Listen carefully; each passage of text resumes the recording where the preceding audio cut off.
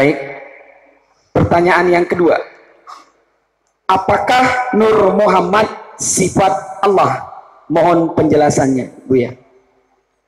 Nur Muhammad sallallahu alaihi wasallam kita tidak akan hubung-hubungkan dengan yang tidak berhubungan langsung.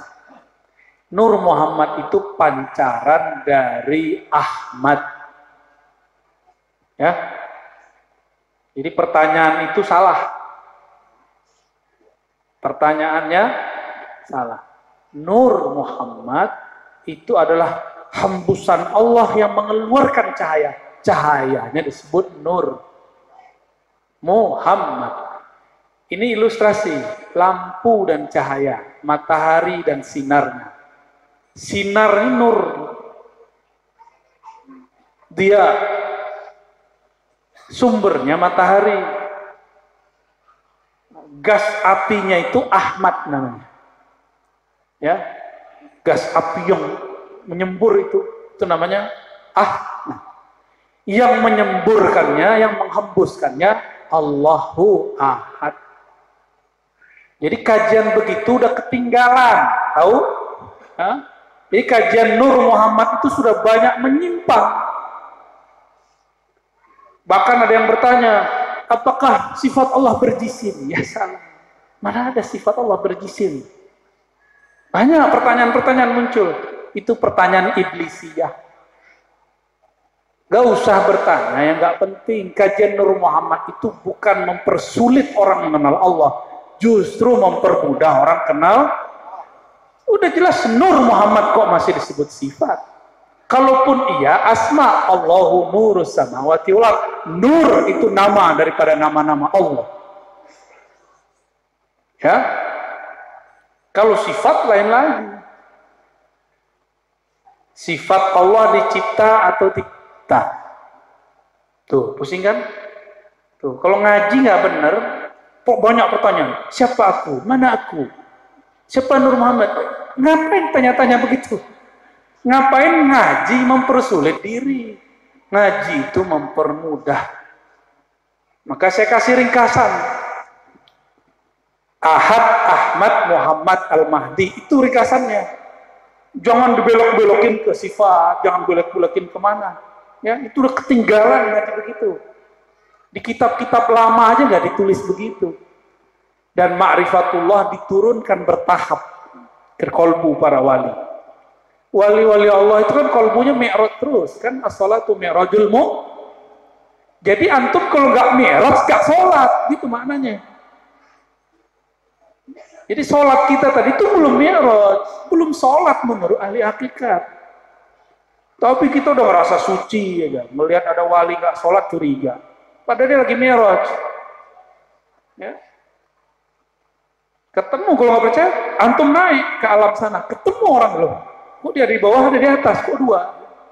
Bingung ntar. Ya. Jadi yang disebut sholat bagi ahli ma'rifat, ketika rohaninya ketemu Allah, mi'raj kepada Allah. Disitulah Nur Muhammadnya aktif. Jadi tidak ada urusannya Nur Muhammad sifat. Apa itu pertanyaan-pertanyaan begitu? Saya udah bosan dengar pertanyaan begitu. Ke depan tidak ada lagi pertanyaan, apakah sifat Allah berjisim? Apakah Nur Muhammad sifat Allah? Nggak ada lagi pertanyaan begitu. Ya, yang benar Nur Muhammad itu di dalamnya ada tajalli sifat Allah, baru benar. Tajalli itu tajalli nggak? Tuh, Bang Jali tahu dia. Ya udahlah, itu ngaji sendiri aja ntar ya. Beda tajalli sifat dengan sifat. Pusing kan? Itu ilmunya Abah Guru Sekumpul itu. Beliau sudah merumuskan ini dipersulit lagi. Ya, udah dirumuskan pelan-pelan oleh beliau, dipersulit lagi oleh orang yang makomnya nggak nyampe. Emang kalau nggak usul mempersulit kajian. Dia kira dia dua ma'rifat, ternyata malah mempersulit orang ma'rifat. Ya, jadi cukup pembahasan begitu. Ya, jangan ada lagi pertanyaan-pertanyaan yang disebut di Quran, la tas'alu an asya. Jangan kamu tanya mengenai sesuatu, jika tubdalakum, jika diganti itu tasukum, akan mempersulit kamu.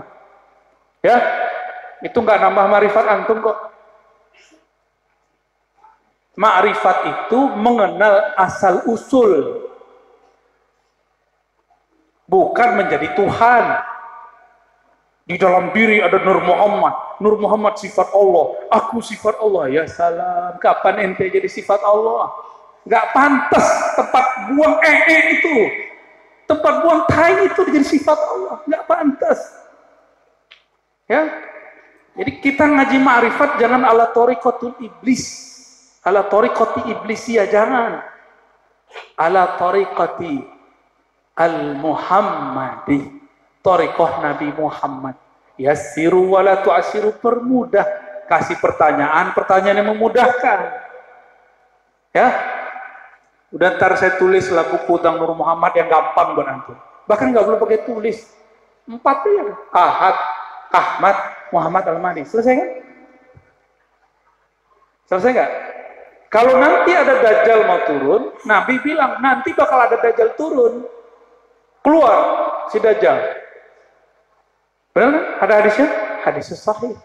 Mesti ada yang kolbu seperti kolbu Nabi Muhammad yang bisa mengalahkan orang itu. Yang nanti ngasih mandat pedangnya kepada Sayyidina Isa. Karena Sayyidina Isa kalah waktu masih hidupnya. Jadi jangan salah paham, kita ini meyakini bab Nabi Isa turun bukan berarti kita nanti jadi Nasrani semua. Enggak juga. Nabi Isa itu udah bekerja dulu Al-Mahdinya untuk melemahkan si Dajjal dari dalam. Baru Nabi Isa turun. Kalau nggak bisa dia bekerja. Karena dulu aja Nabi Isa ditangkap, kan? Mau ditangkap, alhamdulillah diselamatkan oleh Allah. Baru dinaikin. Seandainya Nabi Isa bisa membunuhnya dari dulu, udah dibunuh dari dulu. Inilah hebatnya umat akhir zaman.